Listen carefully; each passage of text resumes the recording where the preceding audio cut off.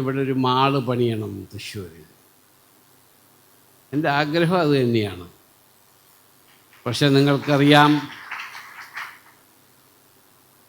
ഇവിടെ ഒരുപാട് ബുദ്ധിമുട്ടുകളുണ്ട്. ഞാൻ മാള് പണിയാൻ വേണ്ടി സ്ഥലമൊക്കെ ശരിയാക്കി അത് പണിയാൻ ആരംഭം കുറിക്കാൻ നിൽക്കുമ്പോഴാണ് എനിക്കെതിരിൽ പോയിട്ട് കേസ് കൊടുത്തത്. ഇപ്പോൾ ഹൈക്കോടതിയിലാണ് ആ കേസ്.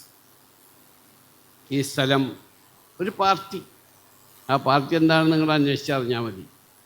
ആ പാർട്ടിയിൽപ്പെട്ട ആൾ എന്താണ്, ആ കേസ് ഹൈക്കോടതിയിൽ ഉള്ളത് കൊണ്ട് ഞാൻ പറയുന്നില്ല.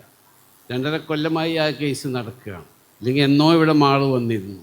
അപ്പോൾ ഈ രാജ്യത്ത് പല ബുദ്ധിമുട്ടുകളുമുണ്ട്. അത് തരണം ചെയ്ത് ഓക്കെ ആയിക്കഴിഞ്ഞാൽ ഞാൻ തീർച്ചയായിട്ടും ഒരു മാൾ ഇവിടെ ആരംഭിക്കുന്നതാണ്.